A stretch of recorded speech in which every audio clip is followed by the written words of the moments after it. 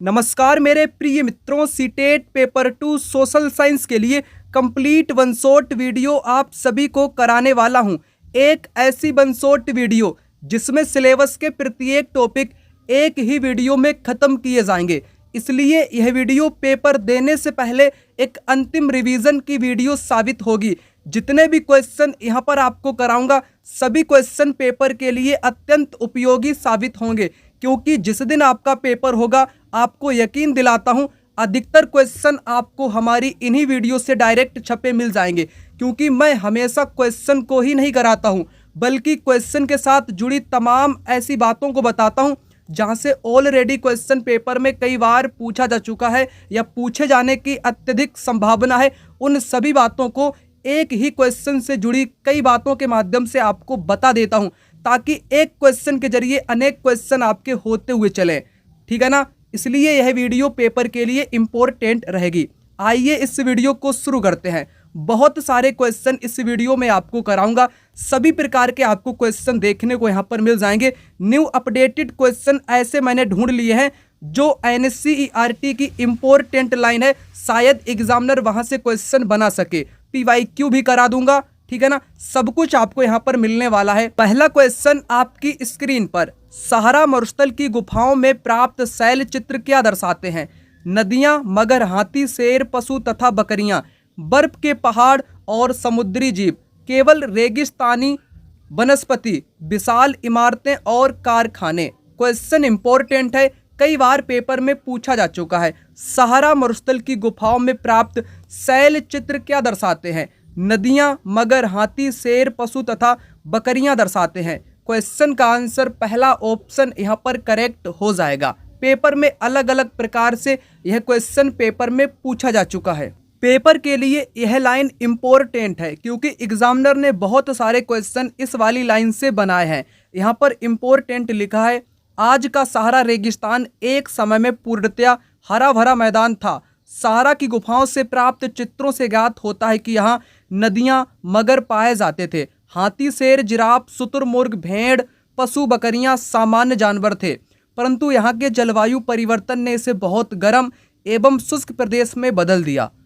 यहाँ पर ये इम्पोर्टेंट लाइन थी। रेगिस्तान जो सहारा का है, एक समय हरा भरा मैदान हुआ करता था, नदी थी, वहाँ पर मगरमच्छ रहा करते थे, पशु जानवर भी रहा करते थे, लेकिन जलवायु परिवर्तन के कारण सब कुछ नष्ट हो गया। वहाँ पर शैल चित्रकला के अवशेष देखने को मिले हैं।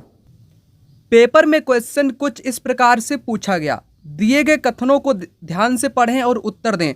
कथन ए, सहारा रेगिस्तान एक समय में पूर्णतया हरा भरा मैदान था, ये बात करेक्ट हो जाएगी। कथन दूसरा, सहारा की गुफाओं से प्राप्त चित्र नदियां, मगर, हाथी, शेर, पशु तथा बकरियां दर्शाते हैं। दोनों बातें यहाँ पर कैसी हो जाएंगी? करेक्ट हो जाएंगी। तीसरा विकल्प राइट आंसर हो जाएगा। उसी लाइन से एग्जामिनर ने यह क्वेश्चन पेपर में पूछा। एग्जामिनर नहीं माना, फिर उसने स्टेटमेंट के रूप में वही क्वेश्चन पूछा, सहारा रेगिस्तान के बारे में निम्न कथनों पर विचार कीजिए। आज का सहारा एक समय में पूर्णतः हरा भरा मैदान था, ये बात मैंने आपको बताई, करेक्ट हो जाएगी। सहारा मरुस्थल की जलवायु गर्म एवं शुष्क है, ठीक, तो ये बात उसके बारे में करेक्ट हो जाएगी। सहारा में रातें अत्यंत ठंडी होती है, तापमान गिरकर 0 डिग्री तक पहुंच जाता है। सहारा रेगिस्तान में लोग भारी वस्त्र पहनते हैं। सभी बातें यहाँ पर करेक्ट हो जाएंगी, ठीक है ना। ऐसा भी क्वेश्चन एग्जामिनर ने पूछा थोड़ा सा घुमाकर, सहारा मरुस्थल के गुफा चित्रों में नदियों और विभिन्न प्रकार के जानवरों को दिखाया गया है, यह क्या दर्शाता है? यह दोस्तों दर्शाता है सहारा के क्षेत्र में जलवायु परिवर्तन हुआ था। पहले हरा भरा मैदान था, फिर जलवायु परिवर्तन के कारण गर्म शुष्क प्रदेश में बदल गया, ठीक है ना, ये बात क्लियर हो गई। तो ऐसे पेपर में क्वेश्चन पूछे जाते हैं। एक क्वेश्चन के माध्यम से मैंने 2 से 3 क्वेश्चन आपको यहाँ पर करा दिए। जितने भी मित्र पहली बार इस वीडियो को देखने के लिए आए हैं उनको छोटी सी जानकारी बता दूं, फिर मैं आगे क्वेश्चन की बात करता हूं। ये जितनी भी अतिरिक्त जानकारी मैं आपको बता रहा हूं, ये मेरे द्वारा बनाए गए नोट्स से आपको जानकारी यहाँ पर बताई जा रही है। इन नोट्स को लेकर के आप लोग अंतिम दौर में अपनी पूरी तैयारी कर सकते हो। अगर आपके पास मात्र 5 से 6 घंटे का टाइम है, 5 से 6 घंटे में पूरा सोशल साइंस एसएसटी का 60 नंबर का सिलेबस कंप्लीट हो जाएगा। मैं आपको नोट्स प्रोवाइड करूंगा जिसमें कंप्लीट हिस्ट्री होगा, कंप्लीट ज्योग्राफी होगा, पॉलिटी होगा, एसएसटी पेडागोजी आपकी कंप्लीट इन नोट्स में समाहित की गई है। नोट्स में आपको पीवाईक्यू क्वेश्चन भी ऑल ईयर्स का मिल जाएगा 2011 से 2026 का। ये आपको मिलेगा कैसे? ये आपको मिलेगा दिए गए नंबर पर कॉल या व्हाट्सएप पर मैसेज करके आप लोग ले सकते हैं। 9696400597 इस नंबर पे कॉल करो या व्हाट्सएप पर मैसेज करो, तुरंत आपको नोट्स मिल जाएगा। पेपर देने से पहले अंतिम रिवीजन यही नोट्स आपको करा देंगे। कुछ भी आपको पढ़ने की आवश्यकता नहीं पड़ेगी क्योंकि थ्योरी पीवाईक्यू दोनों यहाँ पर आपको मिल जाएगा। या तो क्वेश्चन पढ़ लेना या थ्योरी पढ़ लेना, या दोनों में से दोनों काम आप लोग कर सकते हो जो आपको ठीक लगे। नोट्स का प्राइस 299 रुपये है, ठीक है ना। एक बार आप लोग मैसेज व्हाट्सएप पर कर लेना या कॉल कर लेना तो आपको नोट्स प्रोवाइड कर दिया जाएगा। अगला क्वेश्चन यहाँ पर कहता है विधायिका कार्यपालिका न्यायपालिका के काम में हस्तक्षेप नहीं कर सकती है। यह कथन भारतीय संविधान के किस सिद्धांत को दर्शाता है? तो यह शक्तियों के बंटवारे को दर्शाता है। विधायिका कार्यपालिका न्यायपालिका के काम में हस्तक्षेप नहीं कर सकती है, इसे बोलते हैं शक्तियों का बंटवारा, ठीक है ना। शक्तियों का बंटवारा इससे बोलते हैं। अगला क्वेश्चन यहाँ पर कहता है 18वीं शताब्दी के पूर्वार्ध में मुगल साम्राज्य के पतन और नए राज्यों के उदय का मुख्य कालखंड क्या माना जाता है? तो यह कालखंड दोस्तों हो जाएगा 1707 औरंगजेब की मृत्यु से 1761 पानीपत की तीसरी लड़ाई तक को माना जाता है मुगल साम्राज्य के पतन और नए राज्यों का उदय का मुख्य कालखंड। ये इंपॉर्टेंट लाइन यहाँ पर दी गई है। अगला क्वेश्चन यहाँ पर देखो, फोर्थ क्वेश्चन कहता है भारत के ठंडे रेगिस्तान लद्दाख से होकर बहने वाली प्रमुख नदी कौन सी है? लद्दाख से होकर कौन सी नदी बहती है? बताओ। लद्दाख से होकर के ब्रह्मपुत्र, सिंधु, गंगा, यमुना। लद्दाख से होकर सिंधु नदी बहती है। कौन सी? सिंधु नदी लद्दाख से होकर के बहती है। अगला क्वेश्चन 5 नंबर का यहाँ पर कहता है 1864 में मद्रास चेन्नई में स्थापित वेद समाज मुख्य रूप से किस संस्था के विचारों से प्रेरित था? वेद समाज ब्रह्म समाज, वेद समाज ब्रह्म समाज की संस्था से प्रचारित था या प्रेरित था, ठीक है ना। तो सी विकल्प इस क्वेश्चन का राइट आंसर यहाँ पर हो जाएगा। अगला क्वेश्चन आपके सामने यहाँ पर कहता है संसद के सत्र के दौरान सबसे पहला घंटा क्या होता है जिसके माध्यम से सांसद सरकार के कामकाज के बारे में जानकारी प्राप्त करते हैं? संसद के सत्र के दौरान पहला घंटा प्रश्नकाल का होता है जिसमें प्रश्न पूछते हैं, है ना। सांसद सरकार के कामकाज के बारे में जानकारी लेते हैं, ठीक, प्राप्त करते हैं। अगला क्वेश्चन यहाँ पर कहता है उत्तरी अमेरिका के शीतोष्ण घास के मैदान को क्या कहा जाता है? उत्तरी अमेरिका के जो शीतोष्ण घास के मैदान है उत्तरी अमेरिका के, उनको क्या बोलते हैं? उत्तरी अमेरिका के शीतोष्ण घास के मैदान को प्रेयरी बोला जाता है। क्या बोला जाता है? प्रेयरी बोला जाता है, या वेल्ड बोला जाता है, डाउन्स बोला जाता है, पंपास बोला जाता है, ठीक। करेक्ट आंसर क्या हो जाएगा? प्रेयरी बोला जाता है। अगला क्वेश्चन यहाँ पर कहता है 1739 में ईरान के किस शासक ने दिल्ली पर आक्रमण कर मयूर सिंहासन तख्ते ताउस के नाम से जिसको जानते हैं और कोहिनूर हीरा लूटा था? नादिर शाह ने आक्रमण किया था 1739 में, है ना।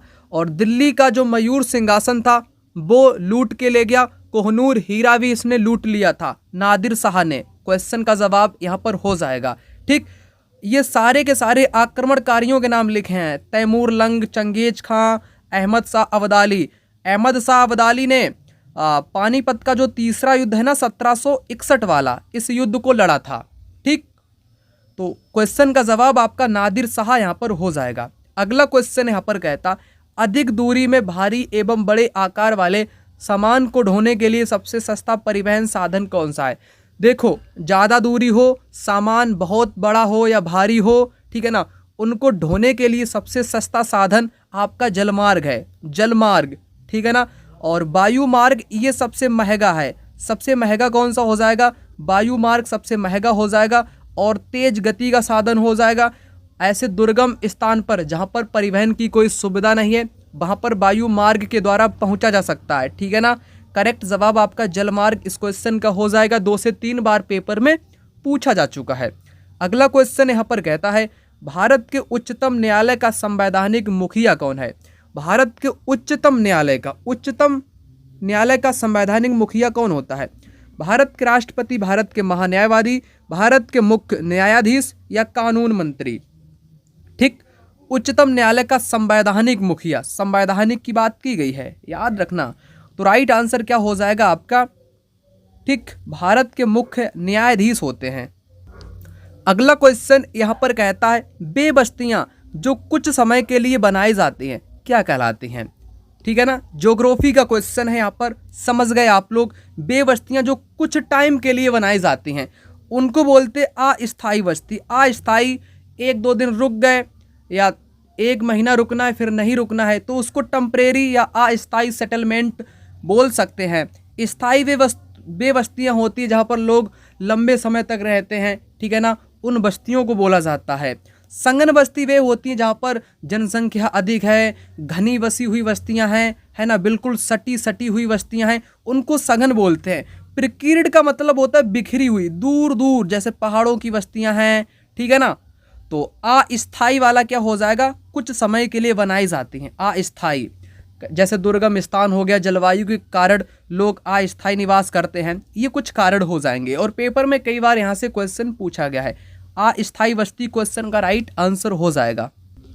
मेरे मित्र, यहाँ पर एक नज़र में बस्तियों को समझ लो। बस्तियाँ पेपर के लिए इम्पोर्टेंट हैं क्योंकि यहाँ से भी क्वेश्चन एग्जामिनर ने बनाए हैं। बस्तियाँ वैसे तो मुख्यतः 2 प्रकार की होती हैं, एक स्थायी, दूसरी अस्थायी। स्थायी का मतलब जहाँ पर आप लोग रह रहे हैं, ठीक है ना, इन बस्ती में रहने के लिए लोग घर बनाते हैं। आप लोग घर में रह रहे हैं तो आपका स्थायी है, घर बनाते हैं। अस्थायी का मतलब जो कुछ समय के लिए बनाई जाती हैं, जैसे गर्म ठंडे रेगिस्तान, घने जंगल, पर्वत पर अस्थायी निवास, आखेट, शिकार, स्थानांतरित कृषि करने के लिए अस्थायी निवास। ठीक, बातें आपने समझ ली।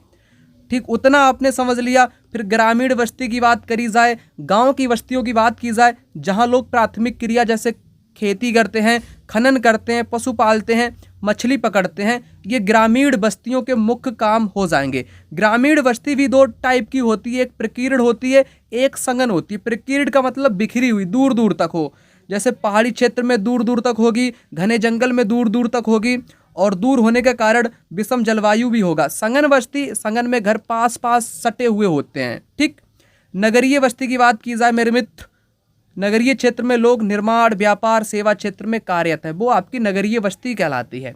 ठीक, ये थ्योरी का जो पार्ट था वो मैंने आपको बता दिया, ठीक है ना। बात इतनी आपने यहाँ पर समझ ली। जैसे एक क्वेश्चन पेपर में पूछा गया था, मैं आपको करा देता हूँ, दिसंबर 2024 में पूछा गया था। एग्जामिनर ने पूछा किस प्रकार की ग्रामीण बस्तियां मुख्यतः पहाड़ी क्षेत्रों में, घने जंगलों एवं चरम जलवायु वाले क्षेत्रों में पाई जाती हैं? तो प्रकीर्ण पाई जाती होंगी, क्योंकि पहाड़ी क्षेत्र है, घने जंगल हैं, चरम जलवायु है, मानव के लिए अनुकूल नहीं है बल्कि प्रतिकूल है, तो मानव वहाँ लंबे समय तक थोड़ी ना टिक पाएगा, है ना। उसे प्रकीर्ण बस्तियां बनानी पड़ेंगी। प्रकीर्ण का मतलब दूर दूर तक वहाँ पर होंगी, रह तो लेगा लंबे समय तक, लेकिन ज़्यादा लोग वहाँ पर नहीं होंगे, कम होंगे, तो प्रकीर्ण बस्तियां यहाँ पर कहलाएंगी। ठीक, समझ गए आप लोग इतनी इंपॉर्टेंट बात को। आगे बात कर लेते हैं। आगे अगला क्वेश्चन यहाँ पर कहता है दक्षिण अफ्रीका के शीतोष्ण घास के स्थल को वेल्ड बोलते हैं, वेल्ड बोलते हैं। प्रेरी यूएसए, उत्तरी अमेरिका को बोलते हैं। ठीक, उत्तरी अमेरिका को यहाँ पर बोलते हैं। सवाना अफ्रीका को बोलते हैं। आगे क्वेश्चन देखिएगा, यहाँ पर संसद द्वारा पारित किसी कानून को न्यायपालिका द्वारा रद्द या असंवैधानिक घोषित करने का अधिकार क्या कहलाता है? संसद द्वारा पारित किसी कानून को न्यायपालिका द्वारा रद्द करना क्या कहलाता है? इसे बोलते हैं न्यायिक पुनरीक्षण। क्या बोलते हैं? न्यायिक पुनरीक्षण के नाम से इसको जाना जाता है। अगला क्वेश्चन कहता है हैदराबाद राज्य के संस्थापक कौन थे जिन्हें मुगल दरबार में 7000 जात का मनसब प्राप्त था? इंपॉर्टेंट बन सकेगा पेपर में क्वेश्चन। ठीक, तो निजाम उल मुल्क आसफ जहां, इस व्यक्ति का नाम हो जाएगा, हैदराबाद का संस्थापक व्यक्ति था। अगला क्वेश्चन आपकी आंखों के सामने, विश्व में कोयले का अग्रणी उत्पादक देश कौन सा है? भारत, चाइना, इंडोनेशिया या ऑस्ट्रेलिया? बताओ, कोयले का सबसे ज़्यादा उत्पादन कौन सा देश करता है? इंडोनेशिया, ऑस्ट्रेलिया, भारत या चाइना? इस क्वेश्चन का आंसर क्या आपका चाइना हो जाएगा? जी हाँ। अगला क्वेश्चन आपके सामने, 1820 के दशक में कोलकाता में हिंदू कॉलेज के अध्यापन के दौरान यंग बंगाल आंदोलन की शुरुआत किसने की थी? यंग बंगाल आंदोलन की शुरुआत हेनरी लुई बिबियन डेरोजियो ने की थी। डेरोजियो जिनको शॉर्ट में बोलते हैं, इन्होंने किया था। करेक्ट हो जाएगा। अगला क्वेश्चन देखो सुपरफास्ट तरीके से। पशुपालकों का मौसम में परिवर्तन के अनुसार नए चारागाहों की खोज में होने वाले मौसमी आवागमन को ऋतु प्रवास बोलते हैं। कभी कभी आप लोग क्वेश्चन की बातों को समझने का प्रयास किया करो। जैसे यहाँ पर मौसम की बात की गई है, मौसम के अनुसार मौसम बदलेगा या परिवर्तन आएगा, तो उसी हिसाब से चारागाह, नए जो पशुओं को चराने वाले पशु चालक है ना, वो नए चारागाह की तलाश करेंगे, पानी की तलाश करेंगे, घास की तलाश करेंगे, तो उसे ऋतु प्रवास कहेंगे। ऋतुओं के अनुसार अपने पशुओं को दूसरी जगह से दूसरी जगह ले जाते हैं, इसको ऋतु प्रवास बोला जाता है। बात क्लियर है। और 2 से 3 बार ऐसा क्वेश्चन पेपर में बन चुका है, ठीक है ना। आइए इसकी इंपॉर्टेंट बातें यहाँ पर आपको बताते हैं। ऋतु प्रवास क्या होता है? सिंपल शब्दों में समझो, लोगों के मौसमी आवागमन को ऋतु प्रवास कहते हैं। जो लोग पशु पालते हैं वे मौसम में परिवर्तन के अनुसार नए घास स्थल की खोज में निकल जाते हैं। वो अपने पशुओं को चराने के लिए नए घास स्थल की तलाश करते हैं, उसके साथ में पानी की भी तलाश करते हैं। 2 चीज़ें इंपॉर्टेंट है पशुओं के लिए, पानी और घास, ठीक है ना, उनको खाते हैं, ठीक है ना। इसे बोलते हैं ऋतु प्रवास। वो ऋतुओं के अनुसार अपने पशुओं को ले जाते हैं अन्य जगहों पर। ये बात इंपॉर्टेंट है और क्वेश्चन पेपर में ऐसा पूछा जा चुका है। ऋतु प्रवास जुड़ा हुआ है। ऋतु प्रवास किससे जुड़ा हुआ है? तो लोगों के आवागमन से जुड़ा है, वो भी ऋतुओं के हिसाब से जुड़ा है। बात क्लियर हो चुकी है यहाँ पर। अगला क्वेश्चन यहाँ पर 18 नंबर का आ चुका है। भारतीय संविधान के अंतर्गत स्वास्थ्य का अधिकार किस मौलिक अधिकार का अंग माना जाता है? स्वास्थ्य का अधिकार ये आपके जीवन का अधिकार है ना, जीवन का अधिकार के साथ अंग माना जाएगा। ठीक, आगे देख लो। क्वेश्चन यहाँ पर 19 नंबर का कहता है, मराठा साम्राज्य द्वारा गैर मराठा क्षेत्रों से सुरक्षा और लूटपाट न करने के एवज में वसूला जाने वाला चौथ कर कुल भूमि राजस्व का कितना था? चौथ का मतलब 1/4। सिंपल सी बात हो जाएगी। अब 1/4 आपको ऑप्शन में दिख नहीं रहा, वो भी परसेंटेज में यहाँ पर दिया गया है। 1/4 का मतलब क्या होता है, ठीक है ना? 1/4 का मतलब होता है 25%। कितना? 25% इसका मतलब होता है। करेक्ट हो जाएगा। ठीक, अगला देख लो। क्वेश्चन यहाँ पर कहता है, निम्नलिखित में से कौन सा एक जीवाश्मी ईंधन नहीं है जीवाश्मी? जीवाश्मी ईंधन बोले तो जिसमें जीवों के अंश पाए जाते हैं उसको जीवाश्मी ईंधन बोलते हैं, ठीक है ना। कोयला क्या हो जाएगा? जीवाश्मी ईंधन हो जाएगा। पेट्रोल क्या हो जाएगा? जीवाश्मी ईंधन हो जाएगा। प्राकृतिक गैस क्या हो जाएगी? जीवाश्मी ईंधन हो जाएगी। लेकिन जलाऊ लकड़ी, सूखी लकड़ी वृक्ष वाली, वो आपकी जीवों के अंश से नहीं बनी है, ठीक है ना, उसमें कोई जीव के अंश नहीं होते हैं। करेक्ट जवाब आपका जलाऊ लकड़ी हो जाएगा। जीवाश्मी ईंधन जैसे कोयला है, पेट्रोलियम है, खनिज तेल है, प्राकृतिक गैस है, ये जीवाश्मी ईंधन है और इनको अवसादी सेल में रखा जाता है। सिंपल सी बात, अवसादी सेल में जीवों के अंश पाए जाते हैं, वो अवसाद के रूप में जमा होते हैं। ठीक, करेक्ट आंसर आपका जलाऊ लकड़ी यहाँ पर हो जाएगा। नेक्स्ट, 1878 में पारित आर्म्स एक्ट का मुख्य उद्देश्य क्या था? आर्म्स एक्ट का मुख्य उद्देश्य क्या था मेरे मित्र? इसका उद्देश्य था भारतीयों द्वारा हथियार रखने का अधिकार छीनना, यही उद्देश्य था। पहला विकल्प यहाँ पर करेक्ट आंसर हो जाएगा। मैं डायरेक्ट आंसर को इसलिए पढ़ रहा हूँ क्योंकि मुझे पता है टाइम की अहमियत क्या होती है। ये पढ़ दूँ, पढ़ने में जाएगा टाइम व्यर्थ, वीडियो खिंचेगी लंबी। मैं ऐसा कभी भी नहीं करता हूँ। क्वेश्चन पढ़ता हूँ, इम्पोर्टेंट होगा तो चीज़ें जुड़ी होंगी उनको बता देता हूँ। अगर उतना उपयोगी मतलब कि ज़्यादा बताने को नहीं है तो डायरेक्ट आंसर बताकर मैं आगे बढ़ जाता हूँ। फालतू आपका टाइम वेस्ट नहीं करता हूँ। अगर आपने यहाँ तक इस वीडियो को देख लिया है, मेरी 2 से 3 बातें आप लोग पेपर देने से पहले जान लो। पहली बात, इस वीडियो को अगर लाइक नहीं किया, लाइक कर लेना या ना करना आपकी मर्जी, लेकिन चैनल को सब्सक्राइब इसलिए कर लेना ताकि कल मैं कोई वीडियो डालूँ वो भी इम्पोर्टेंट हो, शायद आपको ना मिल सके, इसलिए सब्सक्राइब कर लेना। पेपर पास होने के बाद हटा देना, इतना मैं कह सकता हूँ आपसे। और जो हमारे नोट्स है ना, नोट्स को आप लोग इसलिए ले लेना ताकि पेपर से पहले आपका रिवीजन हो जाएगा। रिवीजन पेपर के लिए इंपॉर्टेंट होता है, इसलिए ले लेना, ठीक है ना। कोई जोर ज़बरदस्ती की यहाँ पर बात नहीं है। नंबर पे कॉल या व्हाट्सएप पर मैसेज करके आप लोग ले सकते हैं, आपकी इच्छा। अगला क्वेश्चन यहाँ पर कहता है भारतीय संसद के अभिन्न अंग कौन कौन से हैं। संसद का निर्माण 3 अंगों से होता है, लोकसभा, राज्यसभा और राष्ट्रपति। यहाँ पर करेक्ट आंसर आपका सी विकल्प हो जाएगा। अगला कहता है यहाँ पर किस क्षेत्र को विश्व का अन्न भंडार, ग्रेनरी ऑफ द वर्ल्ड कहा जाता है। और ये क्वेश्चन पेपर में आ भी चुका है ना, आ भी चुका है, स्टेटमेंट के रूप में आया था। तो प्रेयरी को बोला जाता है क्योंकि जो प्रेयरी है ना आपका उत्तरी अमेरिका, वहाँ पर गेहूँ बहुत पैदा किया जाता है। गेहूँ कनाडा में भी ज़्यादा पैदा किया जाता है। और प्रेयरी को विश्व का अन्न भंडार या अन्ना भंडार, अन्नागार के नाम से भी इसको जाना जाता है, ठीक है ना। राइट आंसर प्रेयरी क्वेश्चन का हो जाएगा।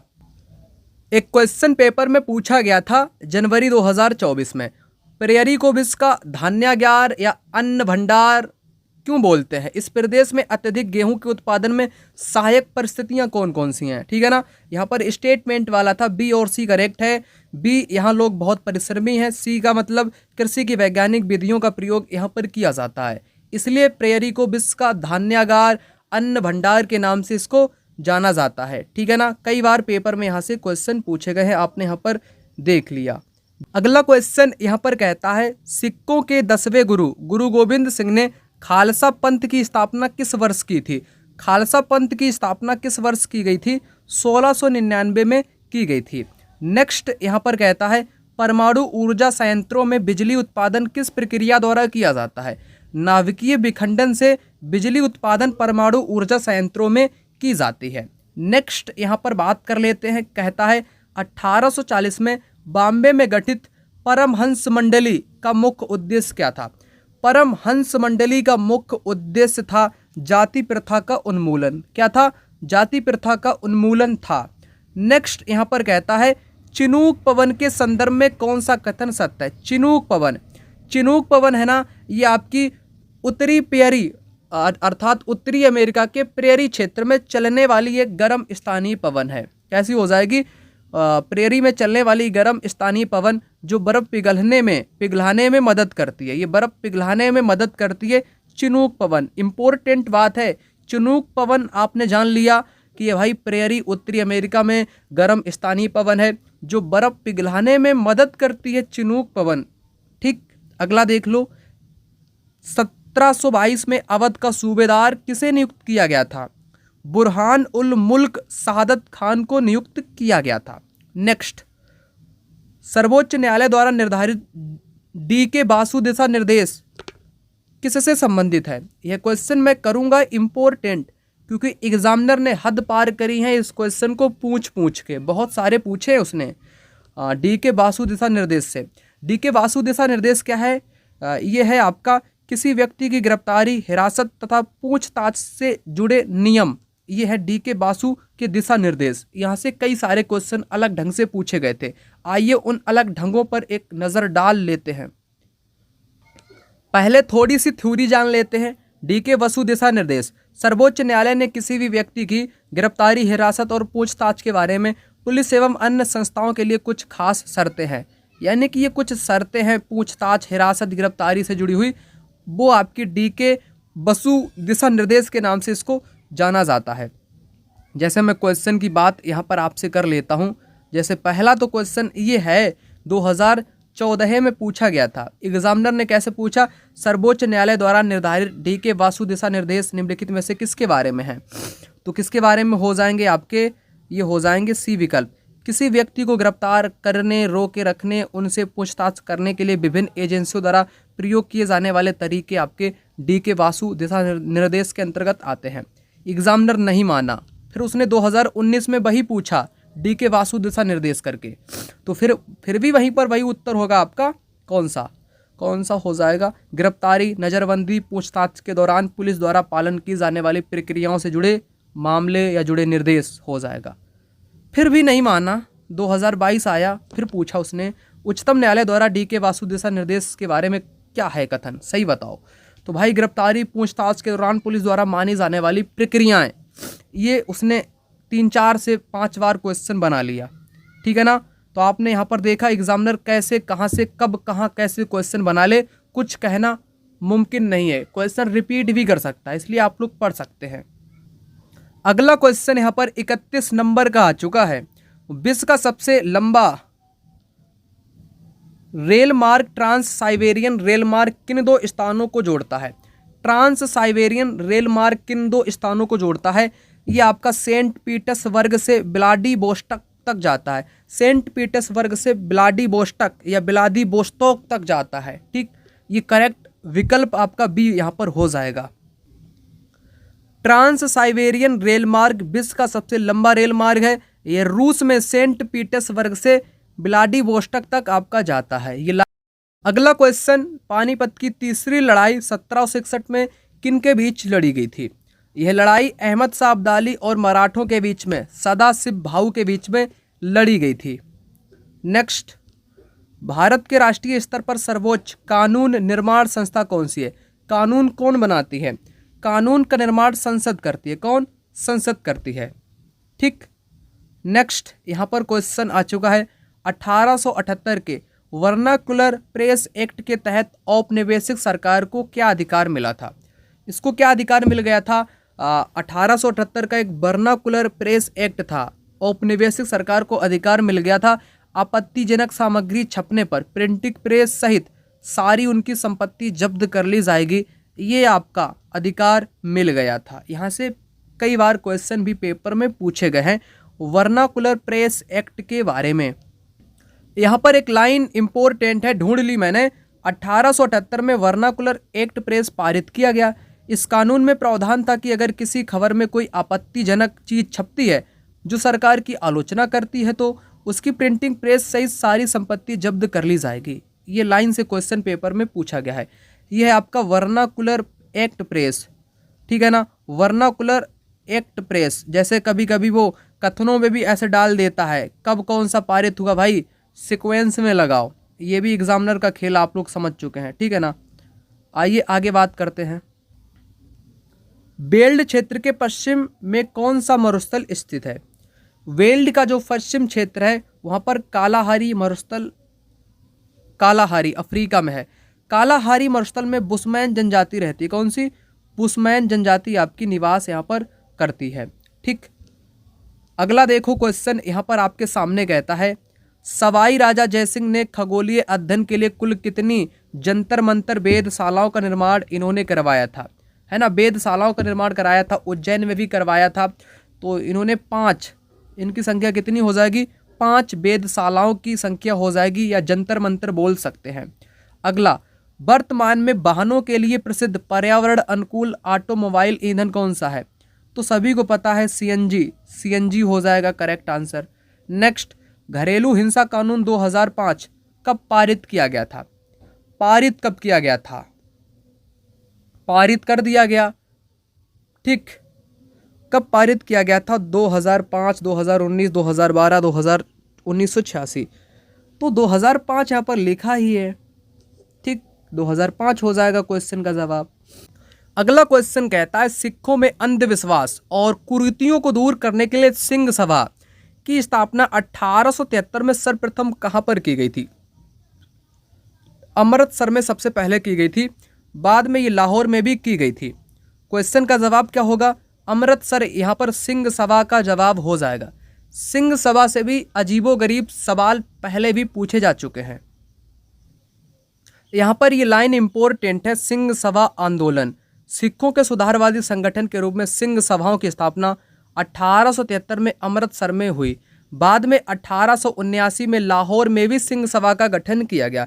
इन सभाओं ने सिख धर्म को अंधविश्वासों, जातीय भेदभाव जैसे आचरण जिसे वे गैर सिख समझती थी से मुक्त कराने का प्रयास किया। उन्होंने सिखों को शिक्षा देने के लिए प्रेरित किया, जिसमें अक्सर आधुनिक ज्ञान के साथ साथ सिख धर्म के सिद्धांतों को भी पढ़ाया जाता था। ये था क्या? सिंह सभा का आंदोलन।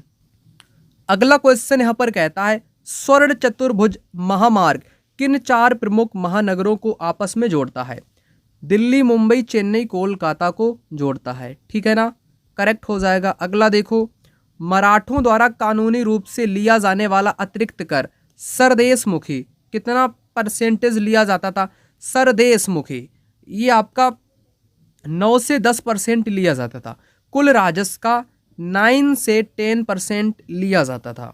अगला क्वेश्चन कहता है उस महाद्वीप को पहचानिए जहां विश्व की सबसे लंबी नदी और सबसे बड़ा मरुस्थल पाया जाता है, जिसका विस्तार दोनों गोलार्धों में है। कौन सा हो जाएगा? विश्व की सबसे लंबी नदी नाइल नदी या नील नदी, ये अफ्रीका में बहती है।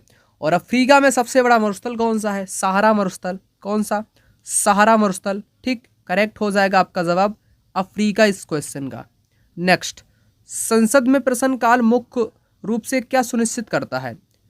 तो ये सुनिश्चित क्या करता है? कार्यपालिका की विधायिका के प्रति जवाबदेही निश्चित करता है। ए विकल्प राइट आंसर हो जाएगा।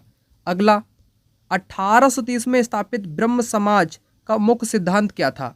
मुख्य सिद्धांत क्या था? मूर्ति पूजा और बलि प्रथा का विरोध करना था, उपनिषदों में निष्ठा, सामाजिक कुरीतियों का खंडन, उपयुक्त सभी। इस क्वेश्चन का जवाब यहाँ पर आपका हो जाएगा। अगला क्वेश्चन देख लो, यहाँ पर कहता है 1708 में गुरु गोविंद सिंह की मौत के बाद मुगल सत्ता के खिलाफ सिख विद्रोह का नेतृत्व किसने किया था? महाराजा रणजीत सिंह, जस्सा सिंह, अहूलीवालिया, कपूर सिंह, बंदा सिंह बहादुर। बंदा सिंह बहादुर ने नेतृत्व किया था मुगल सत्ता के खिलाफ जब गुरु गोविंद सिंह की मृत्यु 1708 में हो जाती है। ठीक है ना। अगला देखो, यहाँ पर कहता है खनन को प्राथमिक क्रियाकलाप क्यों माना जाता है?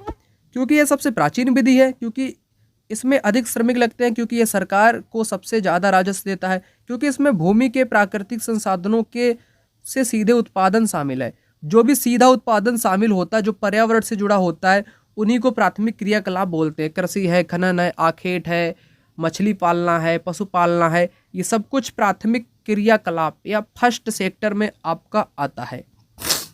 अगला, बंबई में 1867 में स्थापित प्रार्थना समाज का मुख्य उद्देश्य क्या था? केवल शब्द मिले तो वो आपका गलत होता ही है।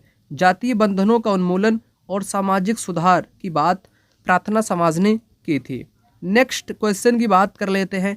समुद्र तल से 4000 मीटर की ऊंचाई पर चलने वाली रेलगाड़ी किन दो स्टेशनों के बीच में चलती है? लद्दाख से लेह, बीजिंग से ल्हासा, जाइनिंग से ल्हासा, मॉस्को से व्लादिवोस्टोक तक। बताओ कौन सा जवाब यहाँ पर क्वेश्चन का होगा? क्वेश्चन का जवाब हो जाएगा जाइनिंग से ल्हासा तक।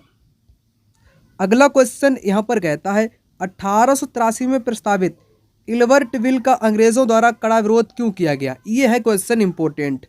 अंग्रेजों के द्वारा विरोध किया गया था इल्बर्टविल का, 1883 में प्रस्तावित हुआ था, क्योंकि इसने भारतीय न्यायाधीशों को यूरोपीय व्यक्तियों पर मुकदमा चलाने का अधिकार दिया था। इसलिए यह आपका विवाद हुआ था। ए विकल्प इस क्वेश्चन का राइट आंसर हो जाएगा। और यह क्वेश्चन अलग अलग ढंग से भी कई बार पेपर में पूछा जा चुका है। यहाँ पर इम्पोर्टेंट लाइन को सबसे पहले समझो आप लोग। इल्बर्टविल था क्या? 1883 में इल्बर्टविल लागू करने का सरकार ने प्रयास किया। इसको लेकर काफ़ी हंगामा हुआ। इसमें प्रावधान था कि भारतीय न्यायाधीश भी ब्रिटिश या यूरोपीय व्यक्तियों पर मुकदमे चला सकते थे। मतलब कि भारत के जो लोग होंगे, जो वकील होंगे, ठीक है ना, या न्यायाधीश होगा, वो ब्रिटिश के लोगों पर भी मुकदमा कर सकते थे, है ना। इसलिए अंग्रेजों को बुरा लगा और अंग्रेज इसके विरोध में खड़े हो गए, ताकि भारत में काम करने वाले अंग्रेज और भारतीय न्यायाधीशों के बीच समानता स्थापित की जा सके। अंग्रेजों के विरोध से सरकार ने इसको वापस ले लिया, तो भारतीयों ने इस बात का काफ़ी विरोध किया। अंग्रेजों के असली रवैये का भी पता चल गया। ठीक, फिर क्वेश्चन एग्जामिनर ऐसा पूछा करता है, उसने यहाँ पर 4 स्टेटमेंट दिए, फिर लंबे चौड़े विकल्प दिए। इनको समझ लो। सबसे पहले 1883 में इल्बर्टविल के लागू करने पर विरोध हुआ। क्यों विरोध हुआ बताओ? विरोध यहाँ पर बी और सी लिखा है हमने। तो पहला, अंग्रेजों ने इस बिल का विरोध किया क्योंकि अब भारतीय भी ब्रिटिश या यूरोपीय व्यक्तियों पर मुकदमा चला सकते थे। बात करेक्ट हो जाएगी। बिल ने अंग्रेज और भारतीय न्यायाधीश के बीच समानता स्थापित करने का प्रयास किया। करेक्ट हो जाएगा। एनसीईआरटी की टू द लाइन से पेपर में क्वेश्चन बनता है, अलग से नहीं बनता। जैसे एक क्वेश्चन ये आपका क्रम में लगाने को था, इल्बर्टविल को वापस कब लेना, तो 1883 यहाँ पर आपको पता होगा, तभी क्रम में आप लोग लगा पाओगे। एक क्वेश्चन एग्जाम में और पूछा गया था ऑनलाइन पेपर में, भारतीयों द्वारा इलवर्ट बिल को वापस लेने का विरोध क्यों हुआ? क्यों विरोध हुआ बताओ? तो विरोध हथियार रखने वाला आर्म्स एक्ट हो जाएगा। यह अंग्रेजों की नस्लवादी मनोवृत्ति को दर्शा रहा था। बिल्कुल, भारतीयों ने इलवर्ट बिल का विरोध नहीं किया था, अंग्रेजों ने किया था। थर्ड विकल्प करेक्ट आंसर हो जाएगा। यहाँ तक यूपीएससी के 2013 में क्वेश्चन पूछा गया था, इलवर्ट बिल विवाद किससे जुड़ा है? तो आंसर क्या हुआ यहाँ पर? थर्ड हो गया। यूरोपीय लोगों के मुकदमे के संबंध में भारतीय मजिस्ट्रेट पर लगाई गई अयोग्यता को हटाना। ठीक, ये बात करेक्ट हो जाएगी। तो आपने यहाँ पर क्या समझा? आपने यहाँ पर समझा इन बिलों के बारे में, इलवर्ट बिल क्या था। ठीक, आगे बात कर लेते हैं फिर से क्वेश्चन की। अगला क्वेश्चन एक नया क्वेश्चन आपको देखने को मिलेगा। 18वीं शताब्दी में अवध और बंगाल में राजस्व वसूली के लिए अपनाई गई ठेकेदारी व्यवस्था को इजारेदारी व्यवस्था के नाम से जाना जाता था। रैयतवाड़ी अलग है और महलवाड़ी अलग है, स्थायी बंदोबस्त आपका अलग था। रैयतवाड़ी में किसानों के साथ डायरेक्ट मद्रास के क्षेत्र में समझौता किया जाता था। महलवाड़ी अलग है आपकी, थॉमस किसने शुरू किया था? होल्ट मैकेंजी ने। इसको मैकेंजी ने शुरू किया था, 1822 में शुरू किया था। गांव के मुखिया को जिम्मेदारी सौंपी गई थी। इजारेदारी बोलते हैं, अवध बंगाल में लागू किया गया ठेकेदारी व्यवस्था भी इसको बोला जाता था 18वीं शताब्दी में। निम्नलिखित में से कौन सा ऊर्जा का गैर परंपरागत? गैर परंपरागत का मतलब होता है नवीकरण स्रोत। नवीकरण रिन्यूएबल, अर्थात जो समाप्त ना हो, कभी भी समाप्त ना हो, उनको नवीकरण बोलते हैं। इनका भंडार ज़्यादा होता है, ये शीघ्र ही पुनः पूरित हो जाते हैं, जल्दी ही ये बन जाते हैं, उनको नवीकरण बोलते हैं। कोयला एक बार जलाने के बाद हाथ में राख मिलेगा, ये जीवाश्मी ईंधन है। कोयला आपका परंपरागत में आता है, अनवीकरण में आता है, एक बार खत्म तो खत्म। सौर ऊर्जा, क्या आप सूर्य की ऊर्जा को खत्म कर लोगे? नहीं कर पाओगे। प्राकृतिक गैस जैसे पेट्रोलियम है, पेट्रोल भी आप खत्म कर लोगे, ठीक है ना। प्राकृतिक गैस एलपीजी वगैरह आप सब खत्म कर लोगे। लेकिन सौर ऊर्जा है, आपकी पवन ऊर्जा है, जल ऊर्जा है या ज्वारीय ऊर्जा है, ठीक, ये नवीकरण के अंतर्गत आपके आते हैं। करेक्ट आंसर क्या हुआ? नवीकरण पूछा है ना, तो सौर ऊर्जा क्वेश्चन का जवाब हो जाएगा। अगला, राज्यसभा के अधिकांश सदस्यों का चुनाव किसके द्वारा होता है? राज्यसभा के जो अधिकांश सदस्य होते हैं, इनका चुनाव विभिन्न राज्यों की विधानसभाओं के निर्वाचित सदस्यों एमएलएस के द्वारा आपका किया जाता है। बी ऑप्शन करेक्ट जवाब। नेक्स्ट, राखी व्यवस्था के अंतर्गत सिख दल खालसा द्वारा किसानों को संरक्षण देने के बदले उनकी उपज का कितना % कर के रूप में लिया जाता था? कितना लिया जाता था? 20%, 50%, 25 या 10%? क्या होगा क्वेश्चन का जवाब? 1/5 भाग लिया जाता था। 1/5 का मतलब 20% लिया जाता था। अगला, ऐसी बस्तियां जहां घर एक दूसरे से बहुत पास पास में बने होते हैं तो उसे संगन बस्ती बोलते हैं। क्या बोलते हैं? संगन बस्ती बोलते हैं।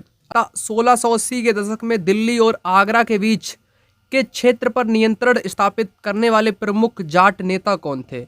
जाट नेता आपके हुआ करते थे चूड़ामन। चूड़ामन एक ऐसे बहुत ताकतवर नेता जिन्होंने मुगलों के सत्ता को उखाड़ फेंका, है ना, उनके पतन का ये कारण बने, है ना।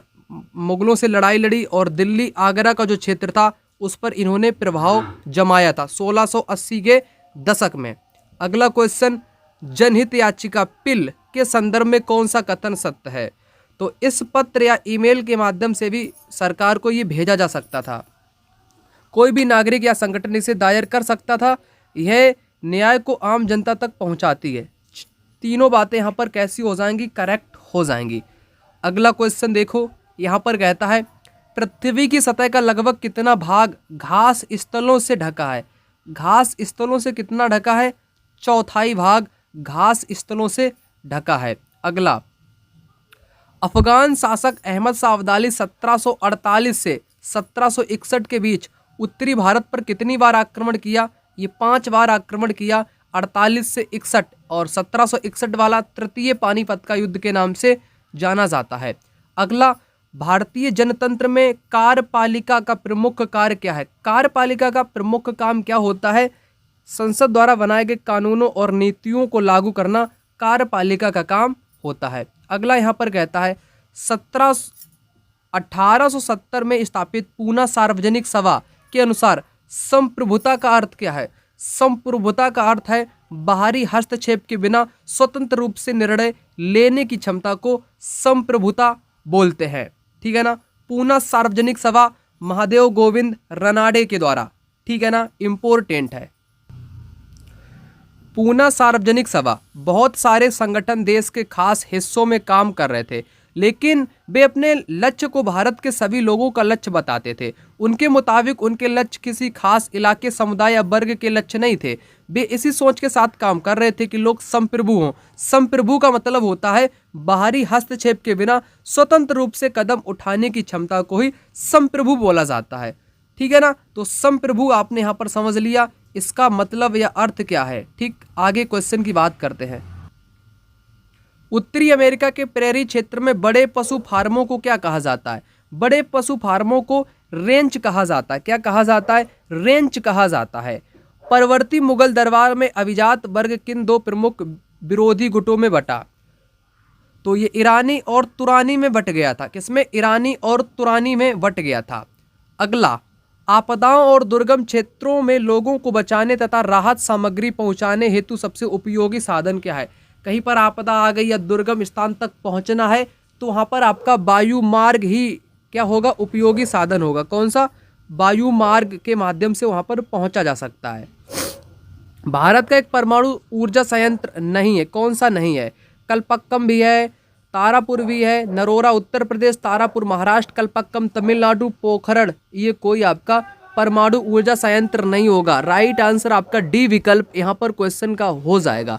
अगला देखो, यहाँ पर कहता है जाटों ने अंबर और आगरा की मुगल शैलियों का समन्वय करते हुए भव्य बाग महल का निर्माण कहाँ करवाया?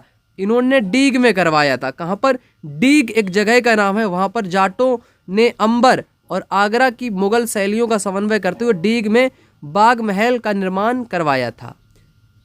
राज्यसभा में राष्ट्रपति द्वारा कितने सदस्यों को नामित किया जाता है, मनोनीत किया जाता है? क्वेश्चन का जवाब क्या हो जाएगा? राज्यसभा में राष्ट्रपति द्वारा कितने सदस्यों को नामांकित या मनोनीत किया जाता है? 12 को किया जाता है, जो अलग अलग क्षेत्रों से आते हैं। अगला क्वेश्चन कहता है सहारा की गुफाओं के शैल चित्र क्या प्रमाणित करते हैं? तो ये प्रमाणित यही करते हैं कि पहले कोई जलवायु परिवर्तन हुआ था। सहारा क्षेत्र में प्राचीन काल में बड़ा जलवायु परिवर्तन हुआ। वहाँ पर पहले नदी थी, मगरमच्छ थे, हाथी, शेर, जिराफ, भेड़, पशु, बकरियाँ सब थे। 1789 की फ्रांसीसी क्रांति ने आधुनिक विश्व को कौन सी बुनियादी मूल्य दिए? तो इसने स्वतंत्रता, समानता और बंधुत्व, ये फ्रांसीसी क्रांति के प्रमुख नारे थे। ठीक है ना। अगला, अत्यधिक वर्षा वाले क्षेत्रों में घरों की छतें सामान्यतः कैसी होती हैं? ढलानदार होती हैं, ताकि पानी रुके ना बल्कि बह जाए, ढलान वाली होती हैं। मराठा सेना का मुख्य आधार बनने वाले किसान पशुपालक वर्ग को कुणबी कहा जाता था, और इस बार कुणबी से क्वेश्चन स्टेटमेंट के रूप में पूछा गया था मराठा साम्राज्य से। ठीक है ना। अगला देख लेते हैं क्वेश्चन, निम्नलिखित में से कौन सी प्रतिनिधि लोकतंत्र की विशेषता नहीं है? लोकतंत्र की विशेषता कौन सी नहीं है? तो प्रतिनिधियों का द्वारा निर्णय लेना, मतदान द्वारा प्रतिनिधियों का चुनाव, जनता द्वारा सीधे कानून बनाने में प्रत्यक्ष सहभागिता, ये वाला आपका विशेषता प्रतिनिधि लोकतंत्र की नहीं होगी। सी विकल्प राइट जवाब आपका हो जाएगा। अगला, वेल्ड घास स्थल की प्रमुख नदियां कौन कौन सी हैं? ऑरेंज और लिम्पोपो नदी है। लिम्पोपो नदी, जो लिम्पोपो नदी है ना, ये वाली, ये मकर रेखा को 2 बार काटती है। ये मकर रेखा को 2 बार नदी काटती है, लिम्पोपो नदी। अगला क्वेश्चन कहता, ब्रिटिश काल में 1870 का राजद्रोह एक्ट किसका प्रतीक था? औपनिवेशिक, मनमानेपन और बिना मुकदमे का गिरफ्तारी का था। अगला, लद्दाख के संबंध में कौन सा असत्य है? असत्य वाला बताना है। लद्दाख एक ठंडा रेगिस्तान है। बच्चे को पता होगा कि भाई हाँ, लद्दाख तो ठंडा है ही। अधिक ऊंचाई के कारण यहाँ जलवायु भी बहुत ठंडी है और शुष्क है। उच्च शुष्कता के कारण यहाँ वनस्पति भी विरल पाई जाती है। वृष्टि छाया क्षेत्र होने के कारण यहाँ भारी वर्षा होती है। भारी वर्षा नहीं होती है, निम्न वर्षा होती है। कैसी वर्षा होती है? निम्न होती है। ठीक, कम होती है। कैसी होती है? कम होती है वर्षा, यहाँ पर ज़्यादा नहीं होती है। तो आपका ये असत्य कौन सा हुआ? ये असत्य है, ये सारे के सारे आपके असत्य हैं। लद्दाख एक मरुस्थल है। लद्दाख इंपॉर्टेंट है पेपर के लिए क्योंकि एग्जामिनर लगातार यहाँ लद्दाख से क्वेश्चन पूछता जा रहा है। आइए समझाते हैं आपको लद्दाख के बारे में कुछ बुनियादी बातें। ठीक, ठंडा रेगिस्तान है, इसके उत्तर में काराकोरम पर्वत है, दक्षिण में जास्कर की पहाड़ियाँ या पर्वत हैं, यहाँ से अनेक नदियाँ लद्दाख से बहती हैं। ठीक है ना। प्रमुख नदी कौन सी है? सिंधु यहाँ की प्रमुख नदी हो जाएगी। लद्दाख की ऊंचाई कारगिल में 300 मीटर से लेकर 800 मीटर तक भी पाई जाती है। अधिक ऊंचाई के कारण यहाँ की जलवायु अत्यधिक ठंडी अर्थात शीतल और शुष्क है। यह हिमालय की वृष्टि छाया क्षेत्र में है, इसलिए यहाँ वर्षा बहुत कम होती है, जबकि कथन में लिखा था वर्षा भारी होती है, इसलिए कथन आपका गलत हो गया था। यह क्षेत्र बर्फीली हवाओं व तेज जलाने वाले सूर्य के ताप का अनुभव करता है या कराती है। ठीक,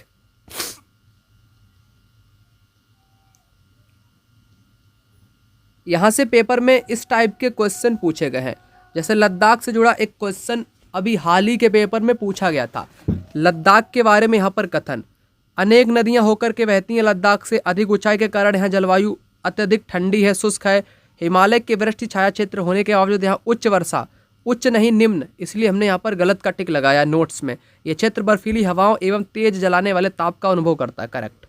तो सी को आपको छोड़ना है, बाकी सब कुछ आपका यहाँ पर करेक्ट हो जाएगा। ऐसा पेपर में क्वेश्चन पूछा गया। ट्रेंड ही पेपर का क्या है भाई? कथन पूछेगा, विकल्प देगा आपको लद्दाख के बारे में। लद्दाख ठंडा हो गया, लद्दाख कम ऊंचाई पर नहीं है, अत्यधिक ऊंचाई पर है। ऐसी बातें वो कभी ऊंचाई कम कर देगा, कभी वर्षा कम कर देगा, कभी ज़्यादा करेगा तो ऊंचाई कम ज़्यादा, बस थोड़ा सा घुमाता है कंफ्यूज करने के लिए।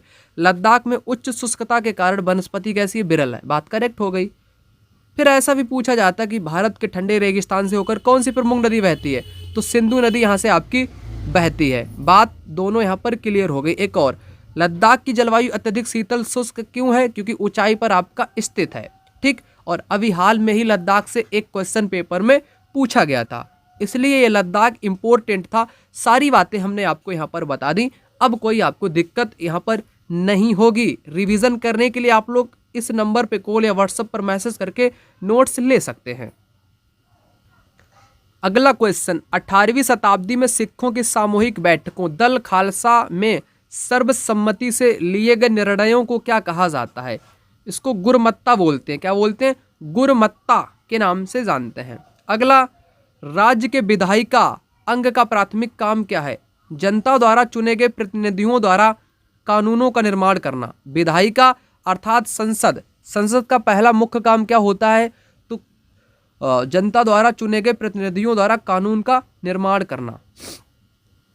गर्म जलवायु वाले क्षेत्रों में घरों की दीवारें मोटी और मिट्टी की क्यों बनाई जाती हैं? जहाँ का जलवायु गर्म है वहाँ घरों को मोटी दीवार या मिट्टी से क्यों बनाई जाती है? ताकि गर्मी को रोकने और ठंडक बनाए रखने के लिए। ठीक, ये बात करेक्ट हो गई आपकी। 20वीं सदी के गैर ब्राह्मण आंदोलन का नेतृत्व मुख्य रूप से किसने किया था? तो शिक्षित और आर्थिक रूप से संपन्न गैर ब्राह्मण जातियों वाले लोगों ने किया था। नेक्स्ट देख लो, घास का सागर किसे बोलते हैं? घास का सागर, जहाँ पर घास ही घास, घास का सागर प्रेयरी को बोलते हैं। लोकतंत्र में प्रत्येक निश्चित अंतराल पर नियमित चुनाव क्यों किए जाते हैं? क्यों किए जाते हैं? सरकार की जवाबदेही बनाए रखने के लिए, जन संवाद और राजनीतिक विमर्श को बढ़ाने के लिए, विभिन्न राजनीतिक दलों को अवसर देने के लिए। तो सभी कारण यहाँ पर करेक्ट हो जाएंगे। वेल्ड घास स्थल में वर्ष का सबसे ठंडा महीना जुलाई का होता है। कौन सा? जुलाई का होता है। प्रेयरी घास स्थल की भौगोलिक सीमाएं क्या हैं? भौगोलिक सीमा क्या हो जाएगी?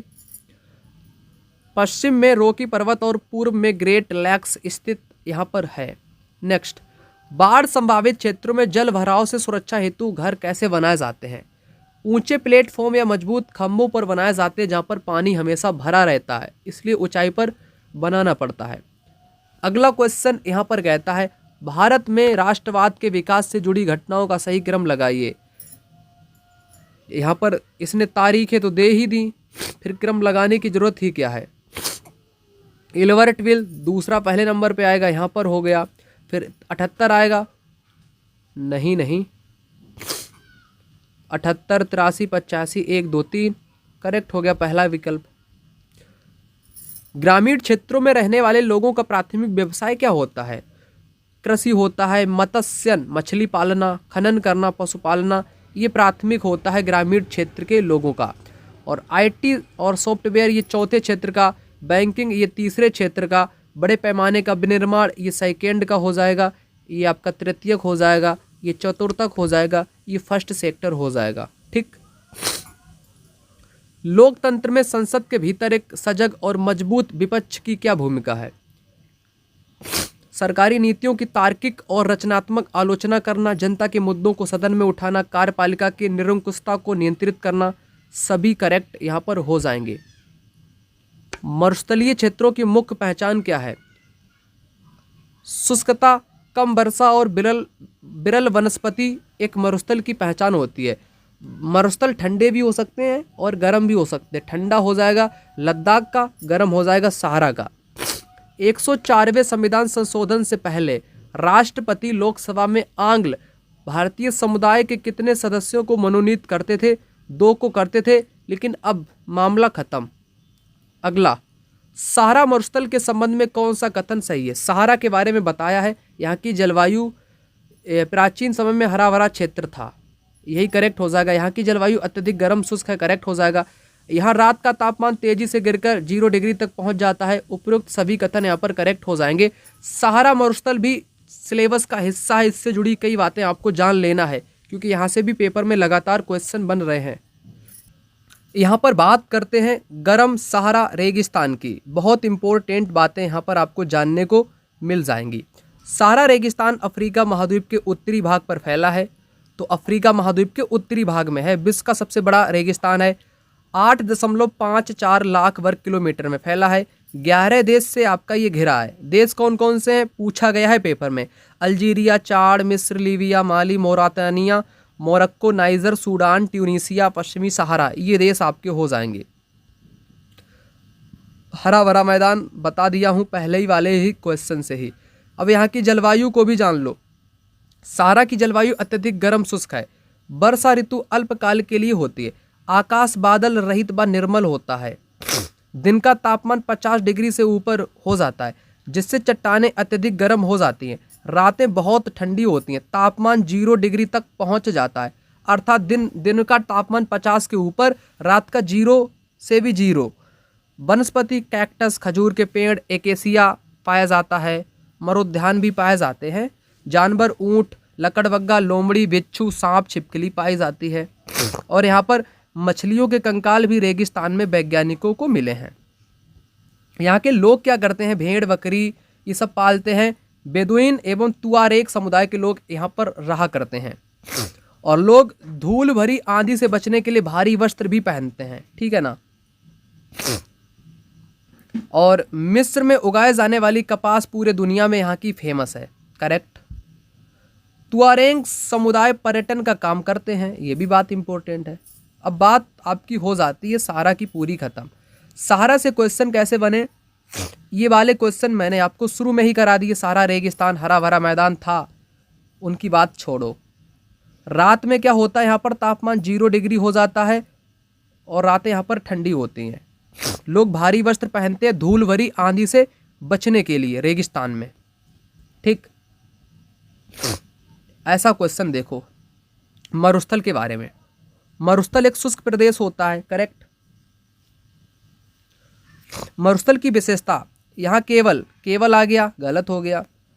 मरुस्थलीय क्षेत्र में बालू के विशाल फैलाव के साथ बजरी के मैदान और पठारी इलाके भी पाए जाते हैं, करेक्ट हो जाएगा।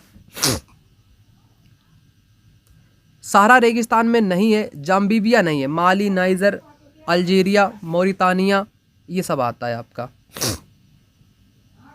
और क्वेश्चन देख लो आप लोग, जैसे ये पूछा गया है कि सबसे बड़ा मरुस्थल भी है, सबसे लंबी नदी भी है, इसका कुछ भाग उत्तरी गोलार्ध में आता, कुछ दक्षिणी में आता, तो अफ्रीका महाद्वीप यहाँ पर हो जाएगा,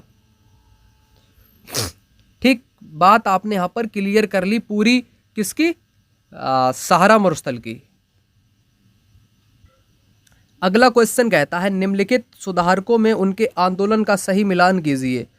तो सही मिलान, पेरियार ने स्वाभिमान आंदोलन चलाया, घासीदास ने सतनामी चलाया, केशव चंद्र सेन ब्रह्म समाज, हेनरी डेरोजियो यंग बंगाल, सभी यहाँ पर कैसे दिए गए हैं, सभी करेक्ट दिए गए हैं, सभी करेक्ट हैं मेरे मित्र, सभी यहाँ पर सुमेलित आपके हो जाएंगे। प्राकृतिक गैस कोयला और तेल की तुलना में एक बेहतर ईंधन क्यों माना जाता है? यह पाइपलाइन द्वारा आसानी से परिवहनीय है, यह जलने पर कम प्रदूषण करती है, अपेक्षाकृत स्वच्छ है। ठीक, दोनों यहाँ पर कैसे हो जाएंगे, करेक्ट हो जाएंगे।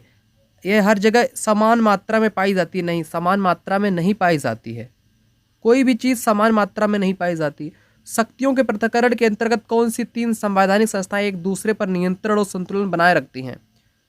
विधायिका, कार्यपालिका, न्यायपालिका,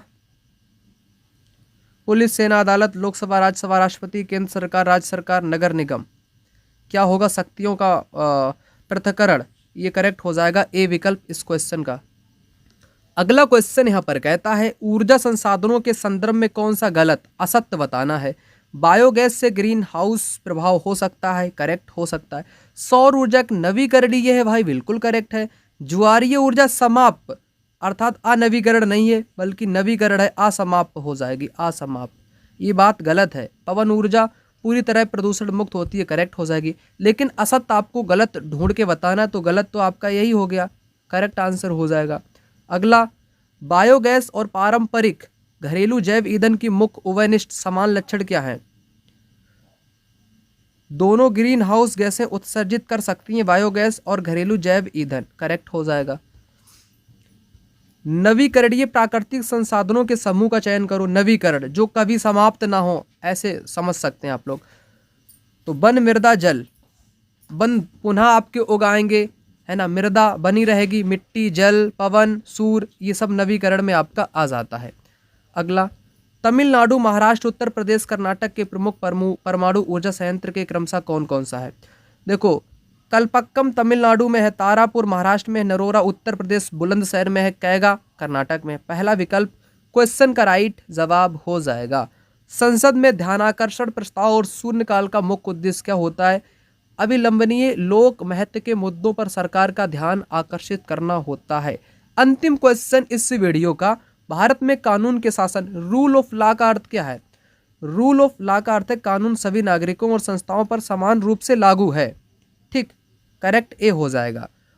जितने भी मित्रों ने यहाँ तक पूरी वीडियो देख ली है, जितने भी मित्रों ने यहाँ तक इस वीडियो को पूरा देख लिया है परंतु वो नोट्स नहीं ले सकते हैं किसी कारणवश, और वो हमारे साथ कई महीनों से लगातार मेहनत कर रहे हैं, पढ़ा रहा हूँ, तो भाई आप लोग एक बार इस नंबर पे कॉल या व्हाट्सएप पर मैसेज कर लेना।